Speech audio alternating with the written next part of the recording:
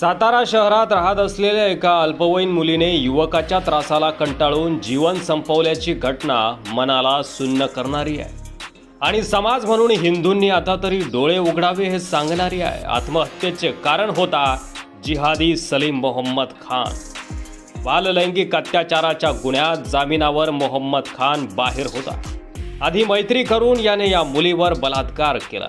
तिने जेव्हा तक्रार दाखल केली तेव्हा पोलिसांनी आरोपी सलीमला अटक करून तुरुंगात टाकले, परंतु जामिनावर सुटून आल्यानंतर त्याने मुलीला फोन करून धमकावणं सुरू केलं।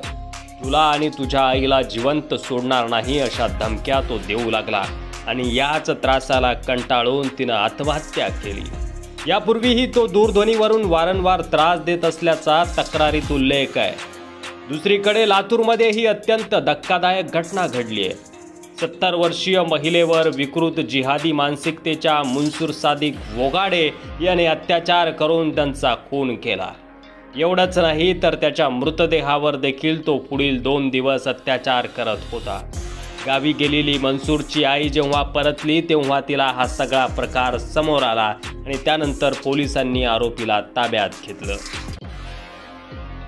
काही दिवसांपूर्वी अशीच घटना संभाजीनगरला घडली होती। रक्षाबंधनाच्या सुट्टीत घरी आलेल्या पूजा पवार देखील जिहादी कासिम पठाणच्या अत्याचाराची शिकार झाली। त्यानंतर देखील तिच्या घरच्यांना धमकावण्यात आलं।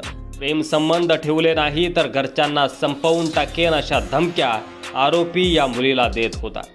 जवळपास 8 महिने हा प्रकार चालला आणि त्याच्या तणावातून पूजानं आत्महत्येसारखं टोकाचं पाऊल उचललं।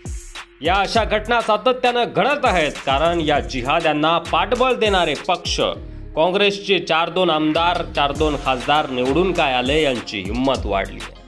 हिंदू आया बहिणींना टार्गेट करण्याचं काम सुरू आहे। काही ठराविक संघटना याबाबत आवाज उठवताना दिसतात, मात्र हिंदू जनतेनं आता शांत राहून चालणार नाही। त्यामुळे हिंदूंनो, वेळी सावध व्हा। ही वाळवी वेळीच रोखली तरच हिंदू समाज सुरक्षित राहील।